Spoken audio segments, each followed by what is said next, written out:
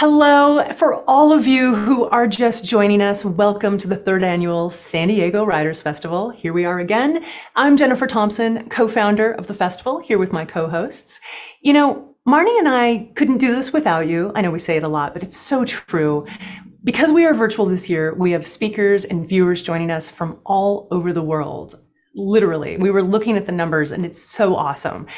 And that's pretty special. So thank you for being part of our storytelling community. And now it's my pleasure to introduce my co-founder, Marnie Friedman. Hi, Marnie. Hello, Miss Jennifer. So this session is something that's very, very special to me.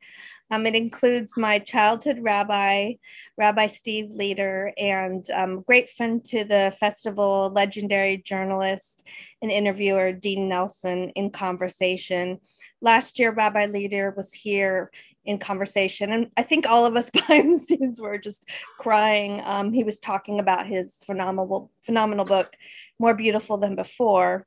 And this year, he's back with us to discuss the beauty of what remains. In a few minutes, I will tell you the story of how I met Rabbi Leder and how he changed my life. And we are so grateful to our next sponsor, Madonna Treadway. Madonna Treadway is not only an award-winning author, but also a mentor and speaker who's passionate about helping others move beyond grief after losing a loved one. Her first book, 6 Healing Questions, A Gentle Path to Healing Childhood Loss of a Parent, walks readers through gentle healing steps, current research, and her own powerful story. The loss of her parents at age 8 inspired a lifelong quest, investigating the meaning of grief and loss in her life and the lives of others. Her new book, due out in late 2021, Grief Hack, a creative process for coping with everyday loss in a short, inspirational guide that walks readers through a creative process that can transform the pain of grief and loss into profound, life-altering realizations.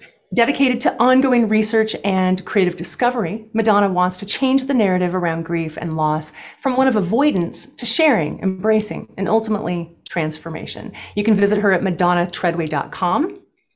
And guess what, folks? Now is the time that you can enter to win a copy of The Beauty of What Remains. Haley, please drop that link in the comment section. All you have to do is click that link, enter to win. We're going to be giving away 10 copies of this wonderful book today.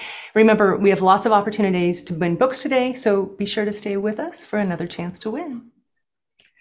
And everyone's here. Hello, Rabbi Leder. Hello, Marnie. It's so good to see you. Good How to you see doing? you too. It's been a year. It's been an interesting Yes, year. it That's has. why I'm very curious about your conversation with Dean. Hello, Dean. Hi, Good Dean. morning. Dean Good sends us morning. positive, wonderful messages, and he knows we get all stressed out, and he sends us little notes of encouragement. I wanted to tell the story of how I met Rabbi Leder. It's something that I don't think that he remembers, but that was life-changing. And it speaks to how you can change someone's life and not even know it.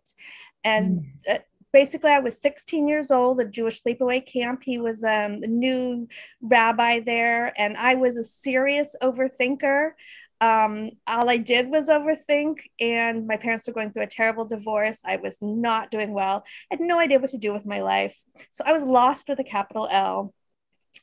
And the rabbi found me wandering around the woods one night and just talked to me and just was there with me, which is a lot of what his books are about, sort of the presence of being with somebody.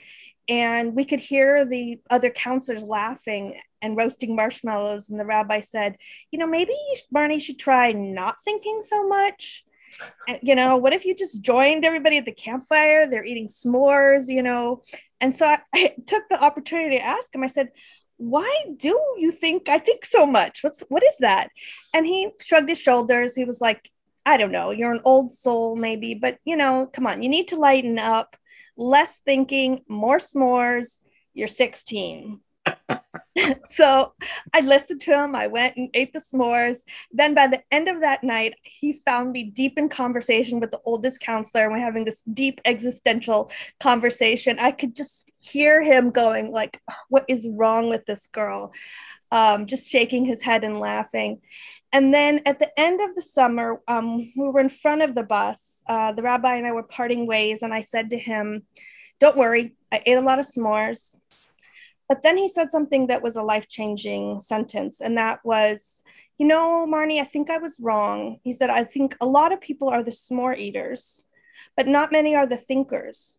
So what I think you should do is you go dream and you think and then write it all down." And set me on my way. And I was stunned for like 3 days, like, dream and think and write it all down. So anyway, I just love sharing that story because it was a life changer for me. You have no idea how much that means to me to hear that story. I know we're short on time, but I want to tell you something very quickly, Marnie.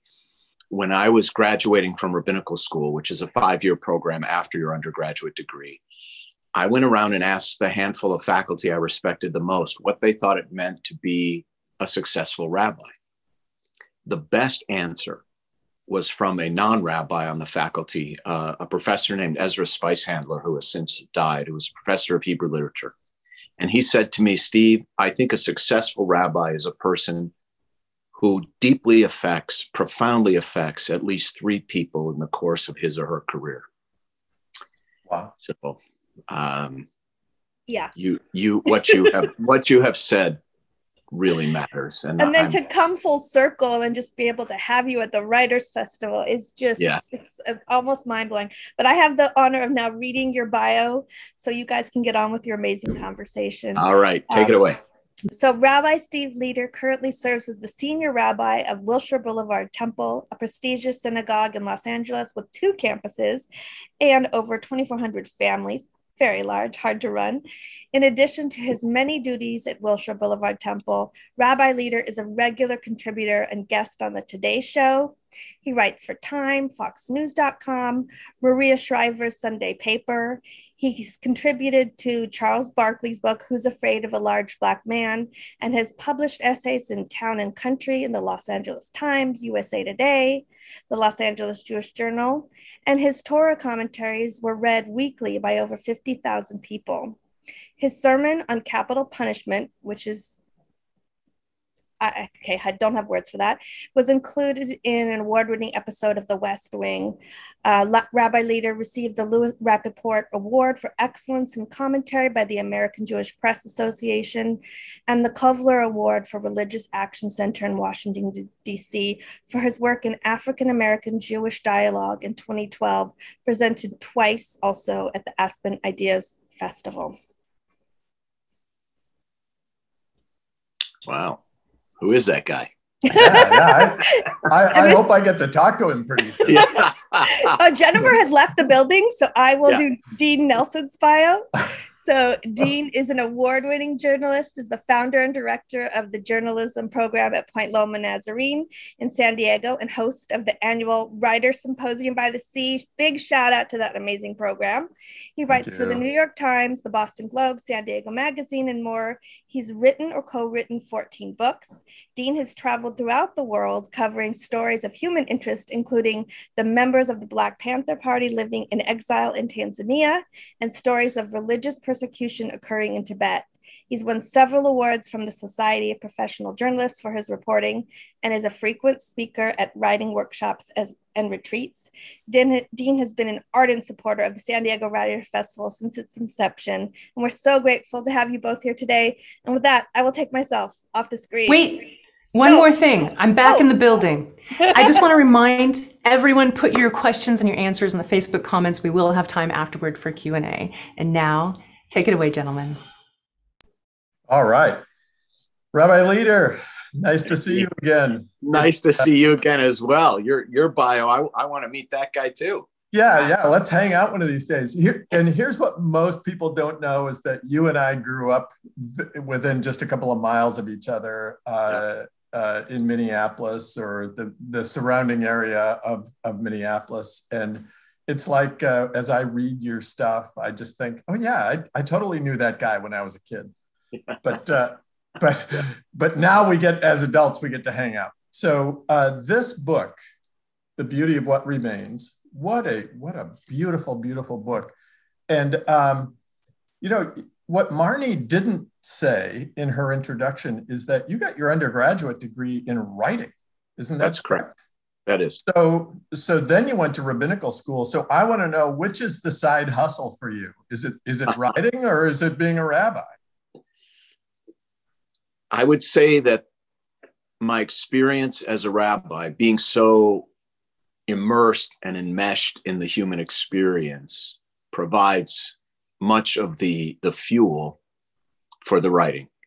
And I would say, to be frank, right now, the writing is a side hustle, but I'm 61 years old and I'm going to retire probably within the next 5 years or so. And I am honestly and very transparently trying to create this parallel lane that I'll be able to transfer over to, because, you know, I have secretly, and it started to happen with this book, which is incredibly gratifying. I have secretly wanted to be known not as a rabbi who's a really good writer, but as a really good writer who's a rabbi. And that's starting to happen. And I'm, you know, I grew up, as you know, in a very blue collar, working class environment, family, neighborhood, reality. And the idea of a book on a shelf with my name on it was such an admirable aspiration, you know. It means a lot to me. Inconceivable, probably. Inconceivable. Yes, inconceivable. And it's just means so much to me. You know, you've worked or written 14 of them, worked on or written 14 of them. And you know that feeling when the box arrives from the publisher and you open it and there it is. And to me, it's second only to the birth of my children, I have to say. It's so awesome. The side hustle is becoming more and more what I hope will be my life when I retire from the rabbinate. Well, and I didn't mean disrespect on I'm calling being a rabbi a side hustle. It was just a way to caricature something that I think in the Jewish tradition is so fundamentally based on storytelling anyway. Isn't everything? Isn't really? I mean, what isn't? Sales. I think all life is sales, and all good sales is storytelling. Well, that's a great point. But particularly as I read the Old Testament, I mean, the way we understand who we are, our place in the world, who God is, it's through story, not through lecture. That's right. And so you are doing this thing, at least in my view, that continues that beautiful ancient tradition of storytelling and helping us understand who we are. So props to you, man. This is great. Thank you. And you know, I hadn't quite thought of it before, but if you think about it, every family in the Hebrew Bible is incredibly dysfunctional. Every single one. You know, we're presented with deeply flawed characters. And, you know, this most recent book is about a very complicated journey, family, a deeply flawed relationship between a son and a father. And it does fit within that tradition. I have never thought of it that way before, but I think you're right. Yeah, I mean, go back to Abraham. There was some messy things going on in that family. Those are not the ones you want to say your family values are going to be. I think it's a way of teaching by negative example. Oh, interesting. Right. Well, I wouldn't even call it negative example. I would just say reality example. You know, it's just preparing to slaughter your son is. Okay. There's that. And throwing your other son out into the desert with his mother to die. I don't know. Yeah. And that whole, I didn't think my wife was going to get pregnant. So okay. Cain and Abel. I don't know. That's a little bit much. All right. Yeah. And the file cards in my mind are just spinning, you know, to other examples. Anyway, let's talk about your book. Yes. So did you ever read a long time ago Ernest Becker's Pulitzer Prize winning book, The Denial of Death? No, I know about it. Many people have mentioned it, but I haven't read it. Well, here's what I thought was so interesting as I juxtaposed that book to yours. His book years ago is about all of the ways we as a culture avoid even acknowledging death as an individual, as a culture, as a society, whatever. We go to these extraordinary lengths, and at our own peril, obviously. You take a different approach to talking about death, and it's a very loving approach. There might be some dysfunction in there, and we can get into that if we want. But this is a very loving approach into a topic that we go to great lengths to avoid.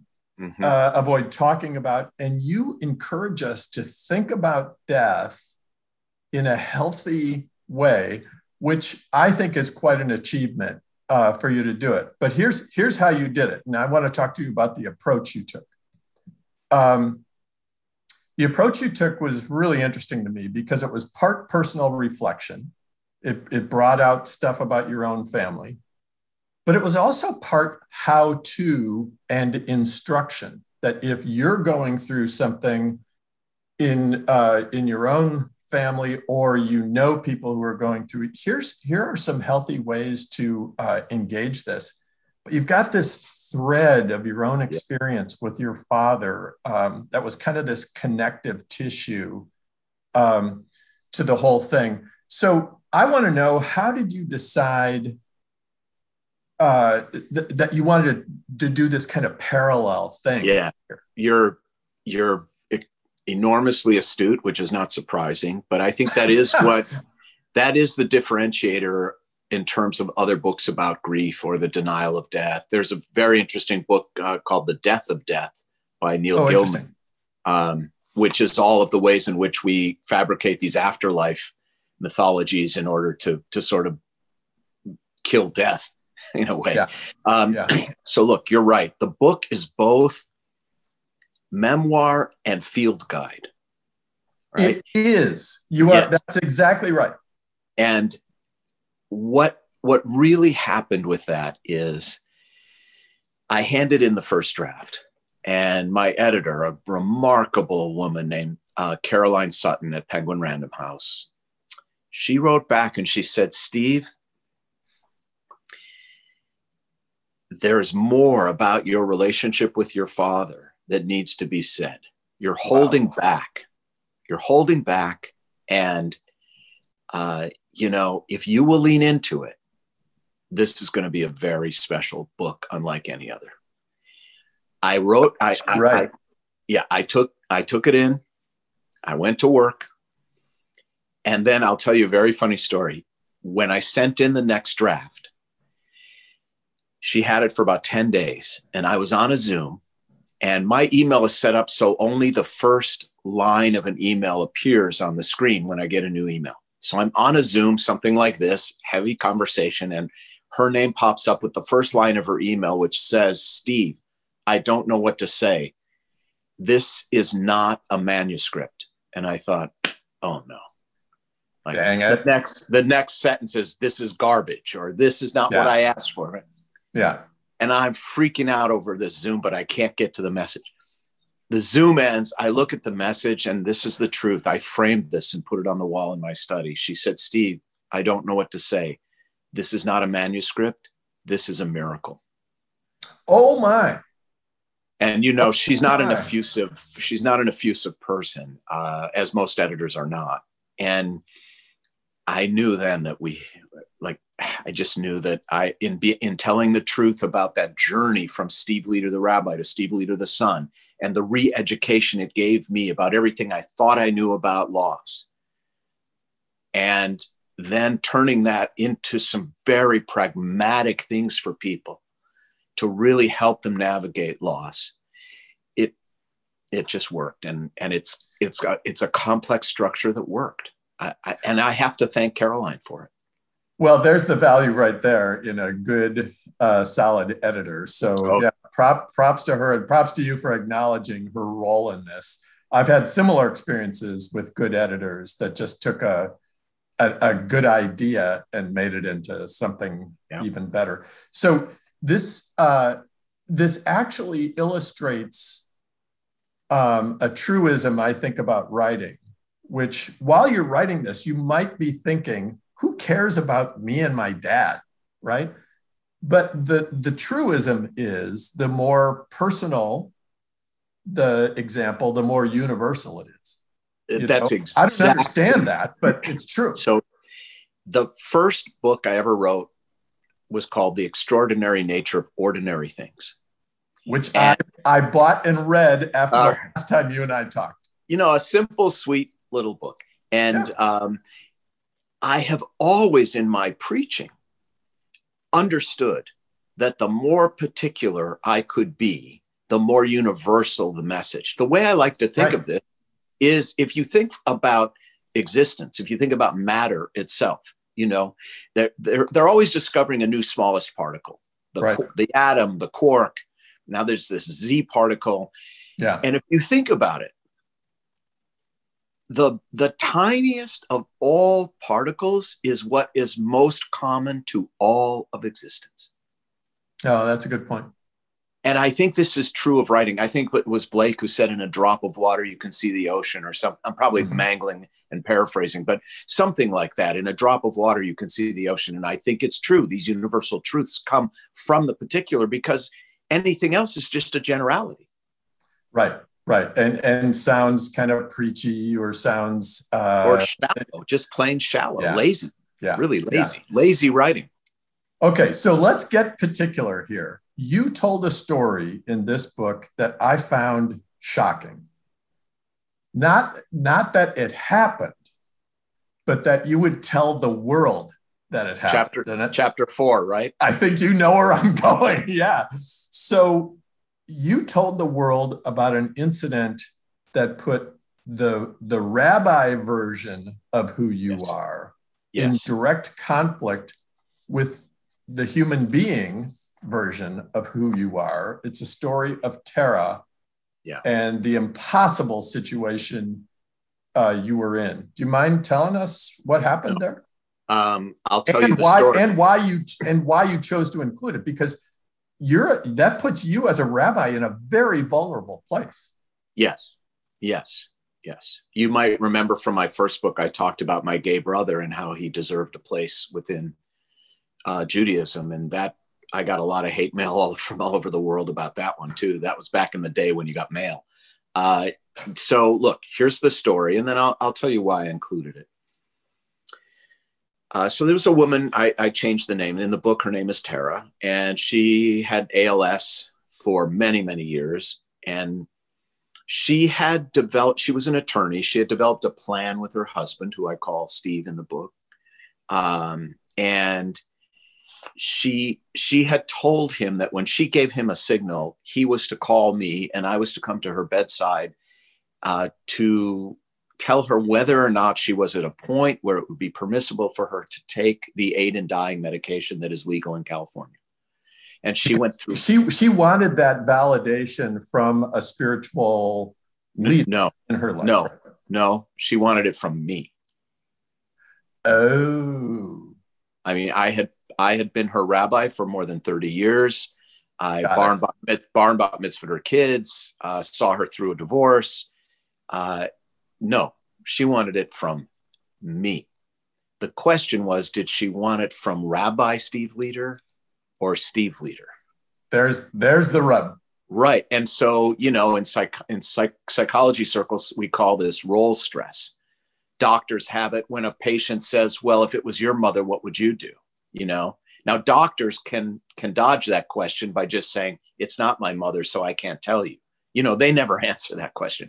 But you see what I mean by role stress, right? I do. This dissonance, this dichotomous tension that exists when you're so much a part of other people's lives and you represent a tradition. So I'm driving home from the desert in horrible traffic after a clergy retreat at which I wanted to blow my brains out. And then she, you know, there's a little bit of a dissonance right there. Yeah. And so the phone rings and it's Stephen and he says, Tara's asked to see you. Can you please come right away? She wants to take she wants to take the pills.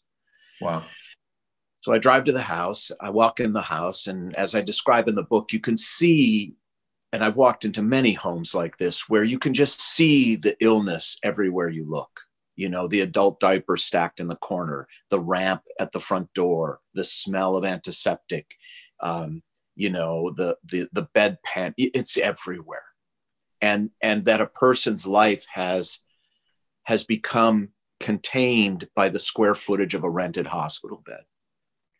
And that's where Tara was. And a few days before I was called, she had lost the ability to speak. So I walked into the room and really she could only moan and sort of grunt in a way that was indecipherable for me. And she had even lost the ability to point to the letters on a chart to spell something. So it was very clear to me right away there was not going to be any conversation about this. And I just held her hand and I just, you know, talked to her and tried to read her eyes, which were pleading. And I said to her, I know why you've called me. And I know what you want. And I want to take Steve and her daughter. I said, I want to go out into the hall and just talk with them for a minute and I'll be back. And I had spent about a half an hour with her. I go into the hallway and I explained to her husband and daughter that from the standpoint of Jewish law, there is absolutely no relative value to life. None. If you have 10 minutes left or 10 decades left, from the Jewish perspective, those two lives are of equal value. There is no relative value assigned to life in Judaism. If you're alive, there's a reason, and it matters. Well, and you can't really do anything to alter the duration of that. Well, that's because it's as valuable as any other life, right? And you're correct. Yeah. So active euthanasia is forbidden. Yeah.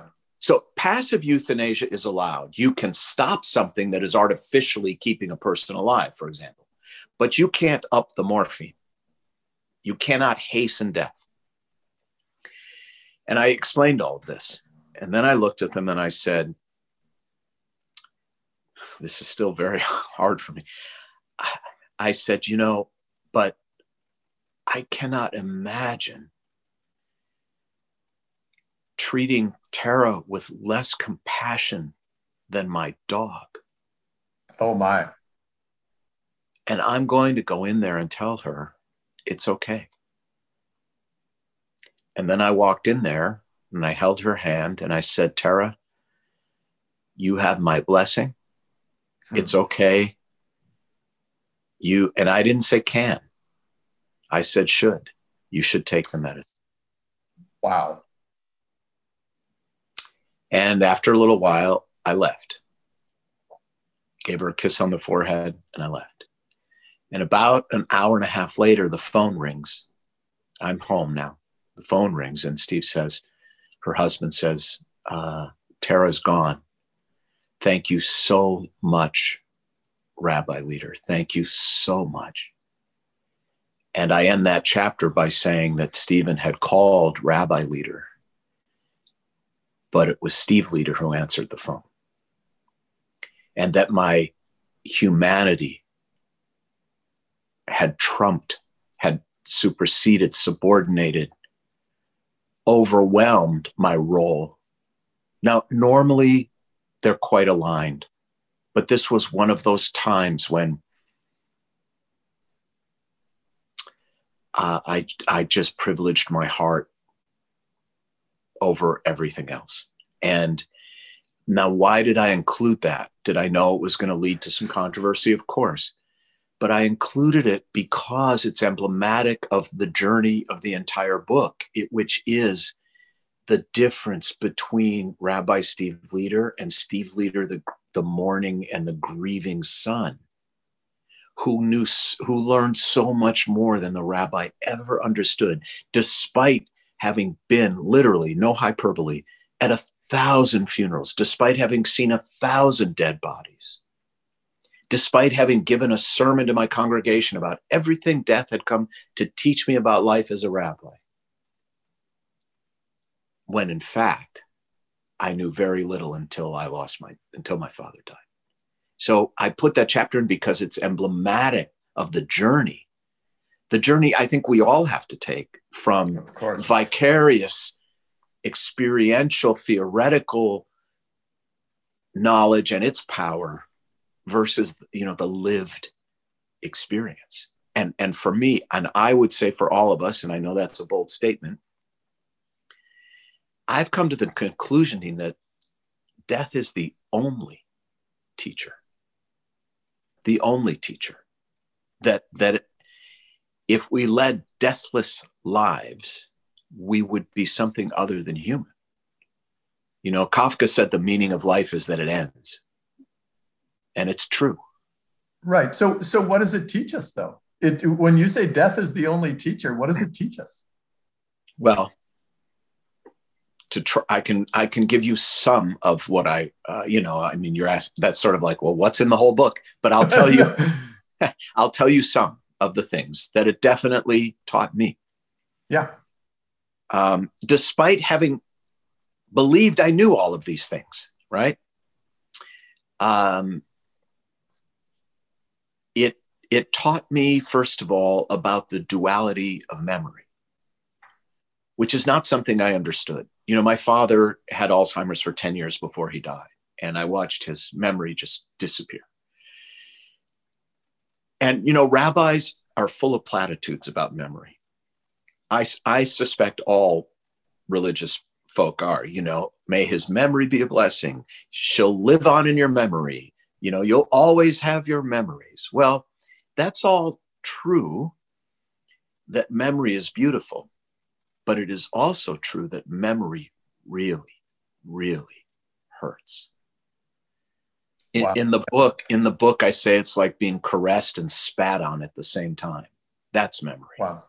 Yeah. And making peace with that reality makes moving forward easier, I would say. And makes one, at least for myself, makes me far more conscious of the memory creation I am engaged in with my own children, right? I'm more deliberate about the curating of memories, right? That's number one. Number two, I learned that grief is non-linear. Because you and I, we're roughly the same age, I'm guessing. I'm 61. I'm a lot older than you, Steve. You're more mature, that's for sure. I don't know about we were raised, our generation was raised under the guidance when it comes to grief and loss of Elizabeth Kubler-Ross, who developed stages for death and dying and 5 stages of grief. And I just realized that that's just not true. Now, her book is more nuanced, but the title implies, and she does imply, that there are stages. First, you feel A, then B, then C, then D, then E, and then you're done, right? Yeah. She doesn't acknowledge that actually you could be circling back to A and circling back to B throughout the next several years. And feeling nothing at times. Yeah. So what I learned is that grief is much more like that. It's nonlinear. The way I put it in the book is anyone who thinks the shortest distance between 2 points is a straight line doesn't understand grief. Correct. Grief is much more like waves. They come very close together at first. They're very powerful. They do spread out over time. And in fact, you can have beautiful calm seas for months, years, decades even. And then one day when your back is turned, bam. maybe it's at your child's wedding, who knows, this massive rogue wave of grief and sorrow just crashes down on you. Now, to extend this insight further, what does that mean about grieving? How does one then grieve? Now, the old Steve Leder, the Rabbi Steve Leder, before my dad died, whenever I was confronted with a wave of anxiety, a wave of hard work, a wave of disappointment, whatever it was, my default setting was, I am planting my feet in the sand, chest forward, and I'm going to hold my ground because I am more powerful than any wave. And how'd that work out for you? Exactly. You know what happens, right? Sure. You end up thrown upside down, tossed around like a rag. gasping for air, afraid, behaving dysfunctionally out of fear and anxiety. It doesn't work very well. Right. And what death and grief taught me is that there's another way to meet a wave, which is to just lie down, let it wash over you, and float with it until you can stand up again. And that's a beautiful image. Yes. And that it's also very important to reach a hand out while you're floating to see if there's someone there to help, raise you from this suffering. No one suffers better alone. No one. Right. The Talmud says the prisoner cannot free himself. Yeah. Very powerful. So that's the second thing. And the third, I'll just give you three. Yeah. I mean, there are more, but the third powerful lesson that death and loss comes to teach us. And I think we've learned this from COVID also, which was the death of so many things, not just people. And it sounds so simple that you would think I would have known it, which is simply this, that no matter how many times we say, I love you, no matter how many times we hold and are held by the people we love, it's never enough. It's never enough.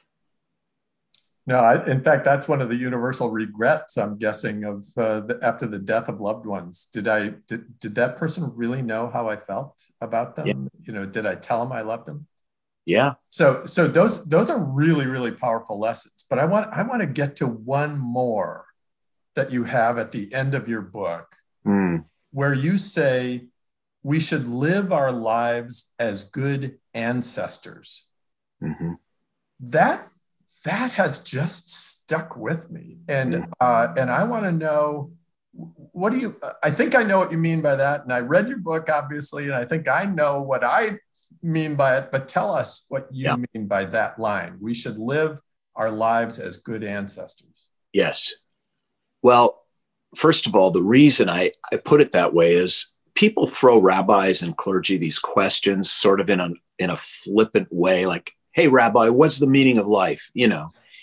And I respond, to live as a good ancestor, which means to live beyond yourself, to have some transcendent meaning, to transcend narcissism, to transcend, human beings are the only creatures that are, the neurobiologists call us homo duplex, which means, simply put, only human beings are capable of living in 3 dimensions of time. We can remember the past, we can summon it into the future, and we can imagine our futures. Yeah. Right? No other creature thinks about, I wonder what my retirement's going to look like in 20 years. Only human beings have this ability. And we ought not squander it, meaning we can make decisions today that will have a profound echo effect generations from now. You know that cleaning product you can buy it at Whole Foods called 7th Generation? Have you ever seen that? Yeah, it's a line of cleaning products. Yeah. Do you know where the name comes from? I don't.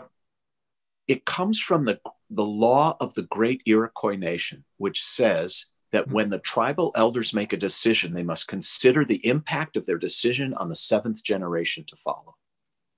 That's being a good ancestor, right?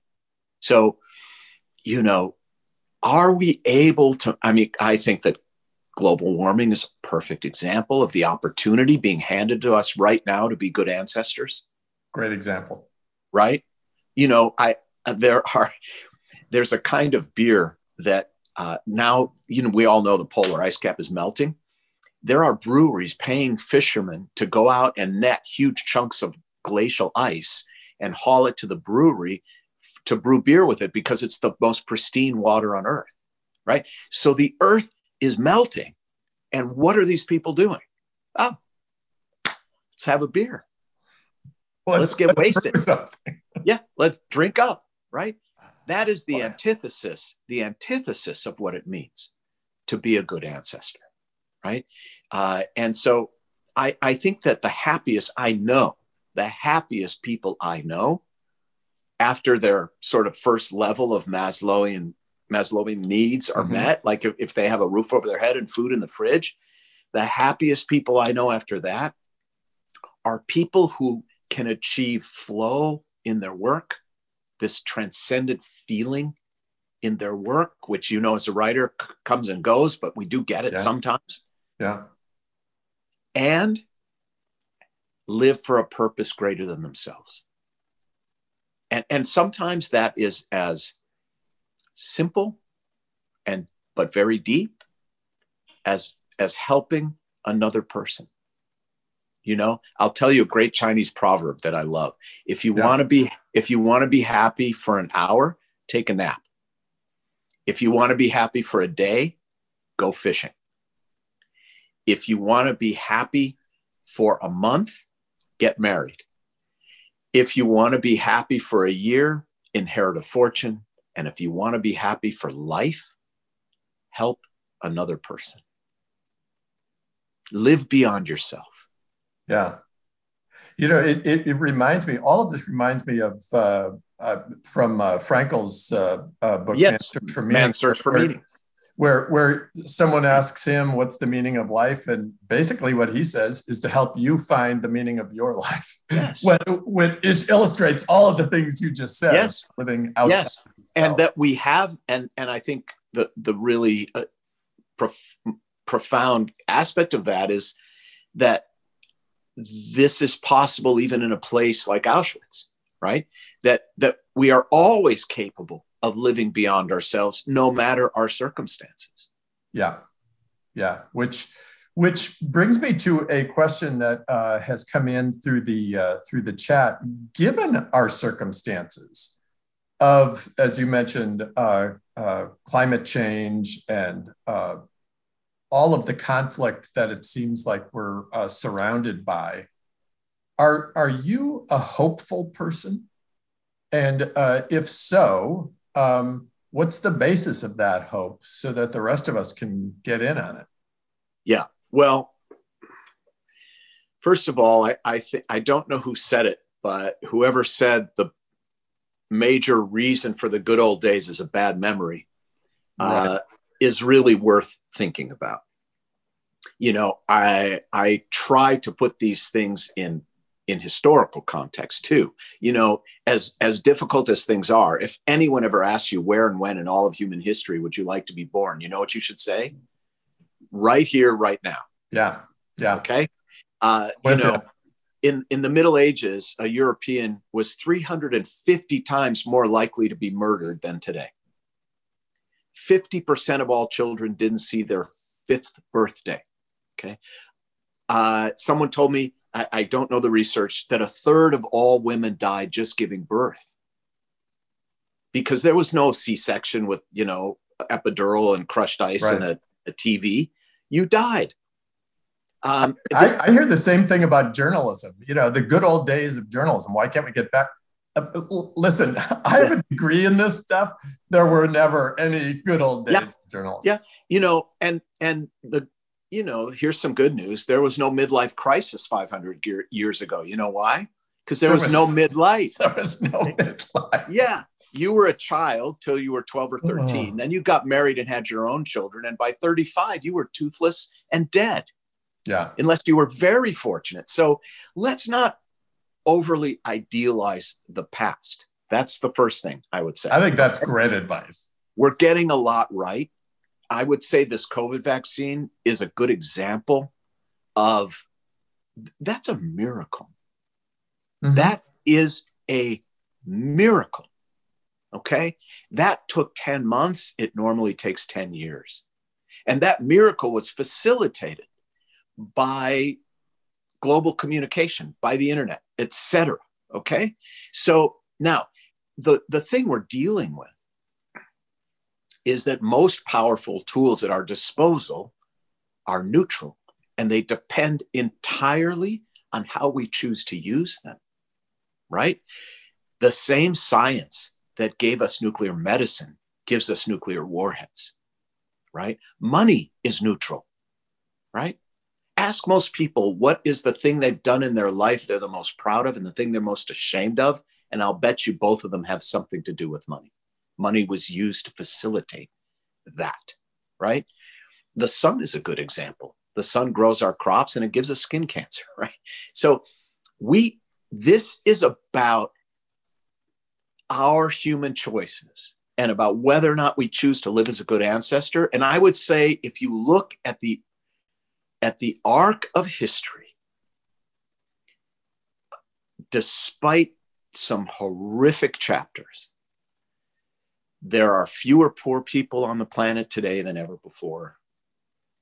There are less people dying of disease. I know life expectancy went down a little bit in the United States recently, and there's obvious reasons for that, like COVID. But generally speaking, I am optimistic because I have seen the way in which we have managed to progress through time. And, there's a joke about the Jews that they're the people that always see the tunnel at the end of the light, or as I like to put it, a sad Jew is a happy Jew, because, we've seen a lot of oppression, but we've also seen the birth of the state of Israel. We have Jewish Supreme Court justices, Jewish presidents of universities, presidents with Jewish grandchildren. So I am an optimistic person in general. And I actually think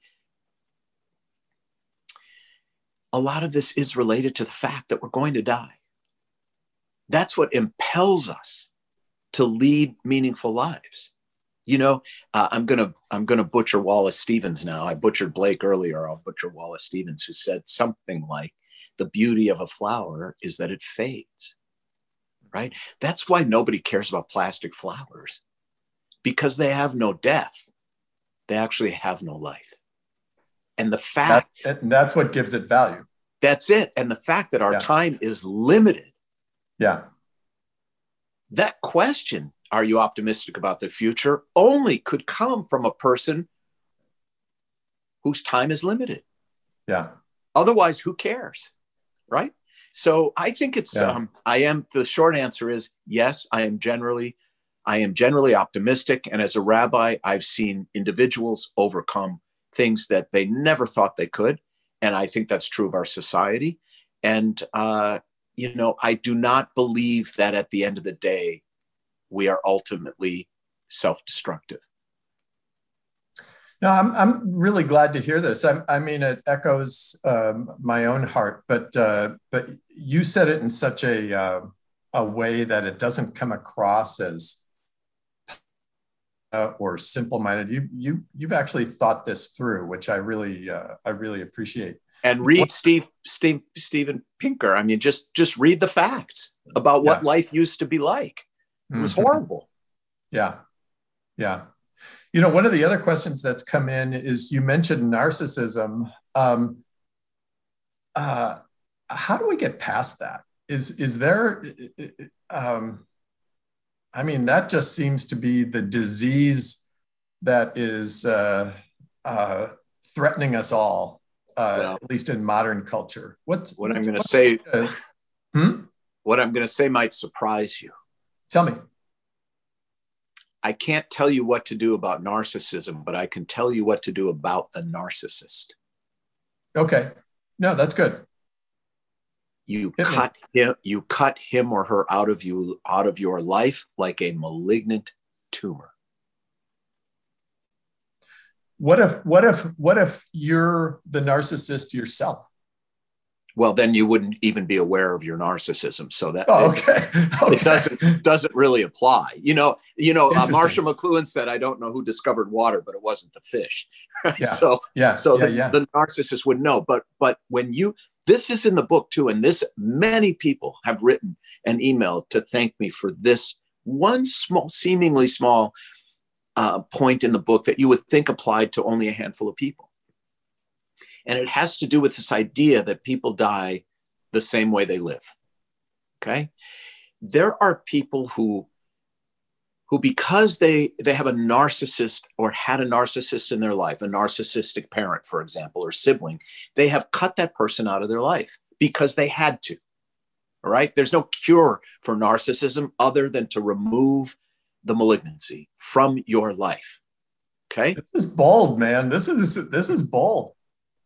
Now, people call me and say, Steve, I haven't spoken to my mother in 10 years.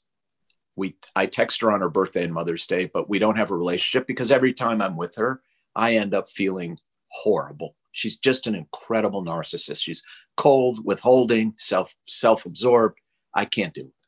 But she's just been diagnosed and she's got 6 months to live. And I'm really hoping that if I go back home, I'm really hoping that we're going to have a reconciliation, because I don't want to regret when she dies. I don't want to regret, that we didn't have a relationship. To which I say to people, obviously there's nuance to this. I'm giving you very broad brushstrokes here. But I know where this is going. Yeah. I say, well, the likelihood of your mother being different in death than she was in life is close to zero, because dying doesn't give anyone a new personality. Right. There's another joke about the Jews, that the Jews are like everyone else, just more so. That's Heinrich Heine said that about the Jews. You could say it about the French. You could say it about a lot of people, right? Dying makes people more so. It makes it makes their families more so. It doesn't change the dynamic. It intensifies the dynamic. Now, the real truth of the matter is, when that person who you had to cut out of your life dies,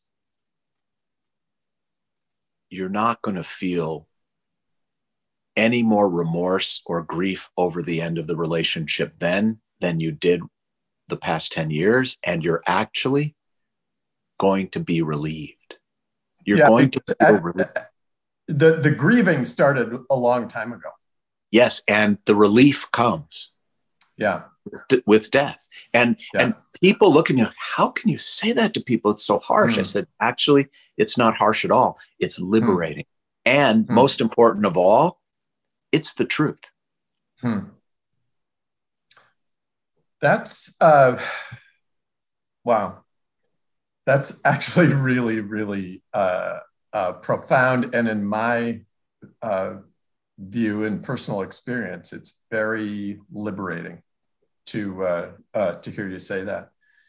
So in your own situation, like with your father, did you feel, was it difficult for you to just feel fully the grief? But my guess is the grief started, given what I read about you and your father, your grieving about that relationship started a long time ago. So how did you kind of give yourself permission? This is one of the questions, to just fully feel everything, to lay down in that wave and let it crash over you. How did you do that with your own dad? Because it's for the same reason I called the book The Beauty of What Remains. My dad got a lot wrong, and my dad got a lot right. And in death, almost, do you know how, like in the old days when people knew what a negative was, a piece of film, how it really created an image by showing you what isn't there. It showed you the negative space. Right. Death in a way creates this negative space to see a person's life in relief.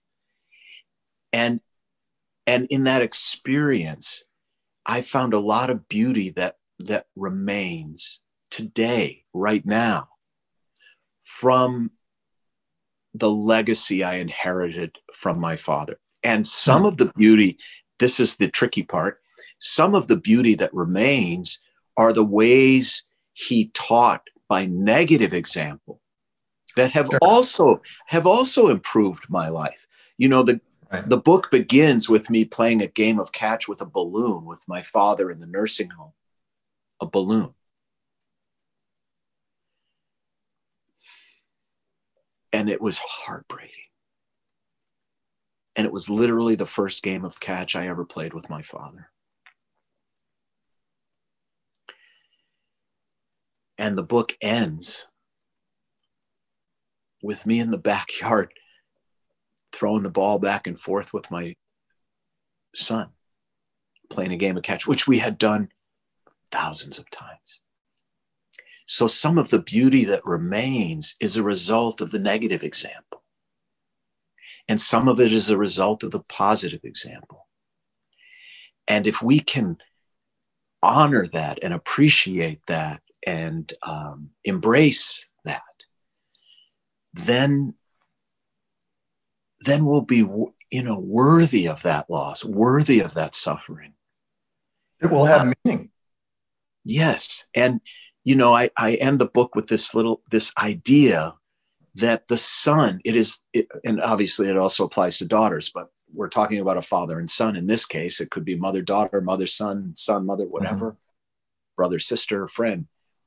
It's this idea that we can redeem the soul of the person who has died. In other words, by doing what? By carrying on the beautiful things that person imbued us with and rejecting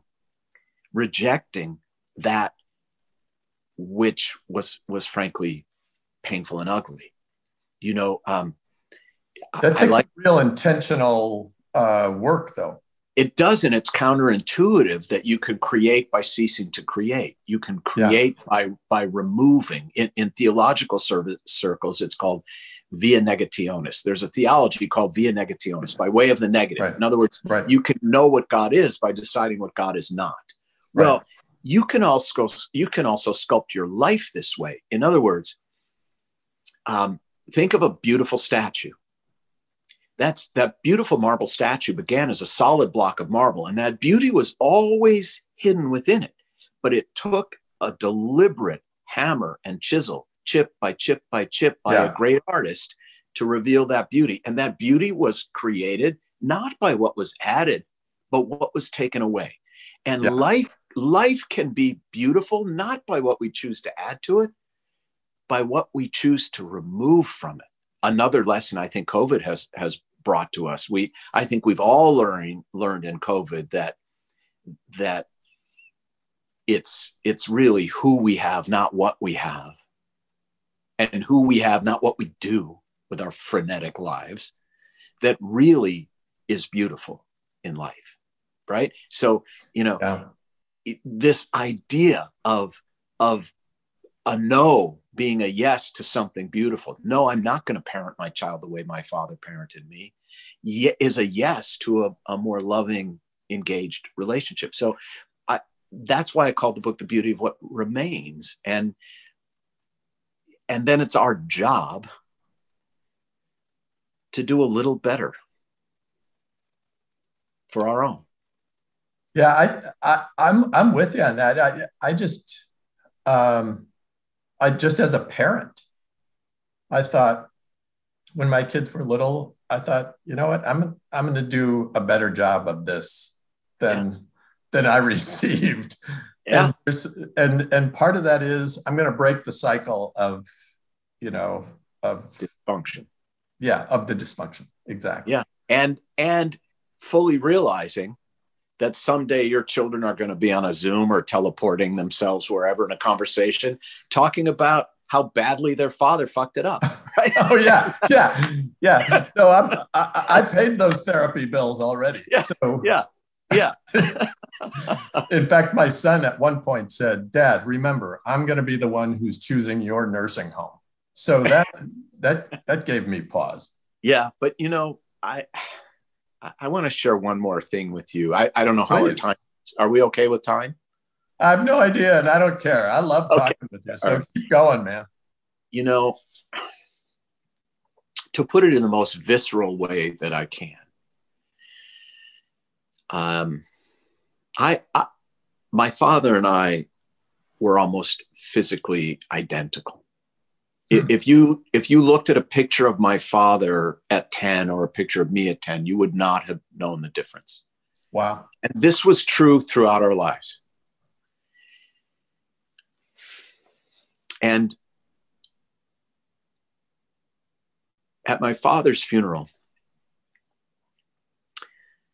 we got there early, of course, and the young rabbi, who was the rabbi of my parents' synagogue in Minneapolis, was walking us into the chapel where the funeral would take place and where my father's body was in the casket, and for us to be able to view his body before it was closed. And I said in the book, I understood exactly how the rabbi felt walking our family in, but I had no idea how I felt. Despite having walked 1,000 families in to see a dead body. I've seen 1,000 dead bodies, and I'm shoulder to shoulder with grieving families, and it didn't affect me. It just, honestly, I could have eaten a sandwich. It didn't affect me. I wanted to be there to support families, but I was numb to it. We walked in,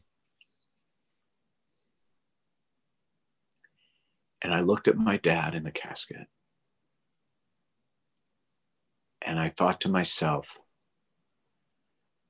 that's exactly how I'm going to look when I'm dead. And it's going to be my son leaning over the casket.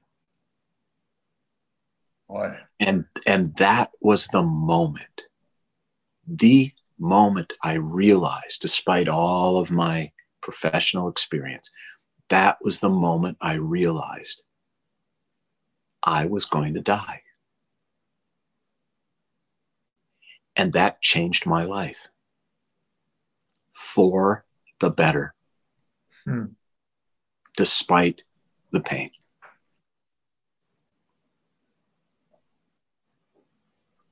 It changed your life for the better. How? In the ways we spoke about before, these new insights about how to handle grief and loss, the importance of intimacy. By the way, I learned about the importance of touch. My father and I learned a new language during his Alzheimer's. I would sit for hours in the nursing home and just hold his hand in his wheelchair. And he was not a hand-holding kind of guy, as you know from the book. Mm-hmm. But he was then, and it was beautiful. All the sharp edges were rounded off by the disease, and I could just hold his hand for hours. I treasured that. It changed, really realizing I'm going to die, changed the way I think about money. My dad was a very frugal guy. He reused dental floss and washed his paper plates, right? Right. We're building a little house in the Joshua Tree Desert now. And I don't think I would have spent the money before my dad died. But I realized that I'm going to run out of time, and I've got kids, and I want them to, and I want peace and quiet. It changed my thinking about when I'm going to retire. It has made me a more empathetic person. What I say to people and do for people who are suffering loss is so much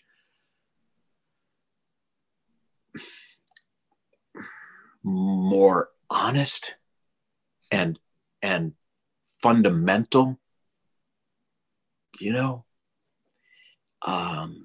I can dial into their frequency in a different way. Listen, my wife and I got engaged on our second date. I mean, I was in love with her the minute she walked in the room. That's really true. And we're married almost 36 years. Wow. Good for you. But my relationship, and her father died not long before mine. My feeling for her, my compassion for her, my gratitude for her, for the fleeting and ephemeral nature of life. Yeah. It's all deeper. It's all deeper. It's all in vivid color now. And that, I wish there was another way to achieve that level, but I don't think there is. Yeah, I would like to think we would learn these really deep, valuable lessons without being forced to. But there we are. If I learned anything from your previous book about suffering, it actually has a similar theme in that. Yes, it's loss. Yeah, suffering has something to teach us. Oh, yes. And so does death. I know we're running out here because I see other people popping up on the screen, but I gotta ask you just this one other thing that relates to some questions that have come in. Sure. You make a really, really interesting statement that people who are dying are typically not afraid. That's right. I think that's amazing because it's like now, after all of this, they're finally seeing something true. Is that correct? I think that's part of it. But let me just back up by saying that in the roughly 1,000 experiences I've had seeing death up close, not one single person who is actively dying. I'm not talking about somebody who's got a 6-month terminal illness, or I'm talking about hours or a day before dying. Not one single person, and I ask, has said he or she was afraid. Not once. What do you make of that? Well, I think there's some reasons for it. First of all, as cliche as it sounds, it is a very natural part of life. Okay. Right? That's number one. Number two, most people today either die very quickly, they get hit by a bus or something, or a heart attack, in which case, obviously, they weren't afraid of dying because they didn't know it was coming. Right. Or they're dying after a pretty long, exhausting battle with some kind of disease. Okay. And they're worn out. They're done. Yeah. There is a point at which more is not better. Yeah. And that's hard to believe because we, if we're young and healthy, we're taught to believe, hey, if life is good, then more is better. But that's not really true. There comes a point at which dying is not the worst thing that can happen to you. That's a great point. That's a really great point. Yeah. And you get there. And the disease also, I often say to families, the disease is in charge. It has its own rhythm and its own power, and it's going to prepare you. Alzheimer's weaned me from my father. It prepared me. It brought me to my knees. It brought me to a point where I was sad but grateful for him that he died in his sleep at peace, right? So I know that people don't, every journalist, every talk show host, they all bring this up. Like, is that true? I'm telling you, I know my evidence is anecdotal, and 1,000 people is not, a million. Mm-hmm. But when it's really your time to die, you won't be afraid. Now, the great news about that is if you're a person who worries about dying, if you're afraid of dying, it's not your day. Yeah, you're not dying. You're okay. Because when you're really dying, you're not going to be afraid. So if you're afraid, relax. You're good. All right.